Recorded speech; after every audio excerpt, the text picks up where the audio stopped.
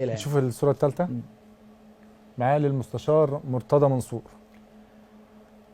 بص انا برضو هرجع اقول لك، انا ما اتعاملت معاه على المستوى الشخصي، انا ما شفتش منه حاجه بما يرضي الله. يعني انا ما اتعاملت معاه على المستوى الشخصي هو، لكن اللي كان بيظهر بره حاجات كتير بس قوي انت كان قلت في غلط. الحلقة انت كنت مقلق منه وانت من اه شوية ان انت ايوه، وانت ما رايح اضمنش رد فعله حقيقي. وبتقول سمحت بس ما كانش حقيقي بالظبط. وعملت فيديو وكده.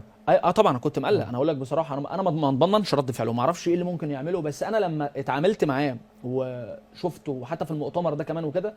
على فكره في بعد المؤتمر انا قعدت مع المستشار مرتضى منصور بعد تقريبا المؤتمر بعد ده المؤتمر. الراجل مشكورا يعني قعد يتكلم معايا اكتر من 5 ساعات، بس ما تعرضش الكلام دوت، وبدا يشرح الموضوع.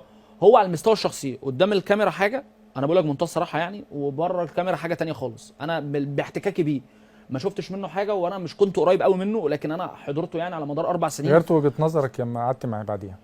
انا حسيت من جواه ان هو عكس اللي بيظهر الناس. انا بقول لك بامانه يعني، هو على الكاميرا الموضوع بيبقى صعب جدا، لكن هو لا، لما بتقعد تتكلم معاه تحس ان انت بتتكلم مع والدك، تحس ان هو جواه هو جواه طيب، بس المنظر اللي بيطلع صعب جدا. بس تشوف الصورة الثالثة.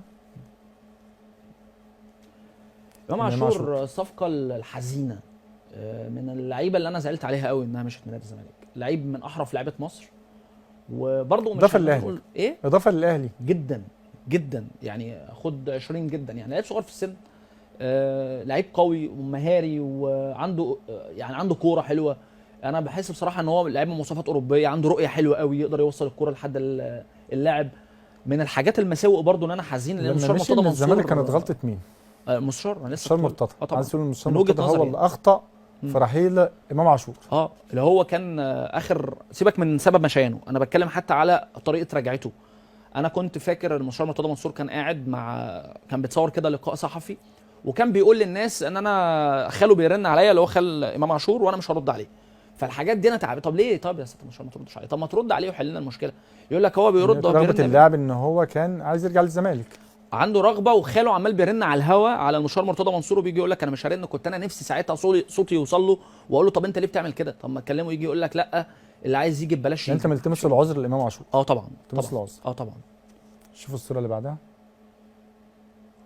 كهربا. لعيب برضو عالي جدا، برضو مش هديه زي ما المستشار مرتضى منصور قال. الاثنين اللي فاتوا دول مش هدايا، لا كهربا هديه، يعني هديه من بس معنى اخر امام يعني. عاشور افضل من كهربا كافاده للنادي الاهلي في الفتره الاخيره. الاثنين كل واحد فيهم افاد النادي الاهلي بطريقته. كهربا من هدافين النادي الاهلي، وعمل اضافه كبيره جدا، ورجع المنتخب مصر. وامام نفس الفكره. المستشار مرتضى منصور لما كان بيتكلم على انه دي هديتي ليك يا خطيب، كان مفترض ان هو على اساس ان هي صفقه تعبانه، او ان هو مش هيضيفه. لا، انا شايفهم ان هم اضافوا الاهلي كتير، والزمالك كان بحاجه كبيره جدا ليهم بصراحه. فهو لعيب طبعا كبير.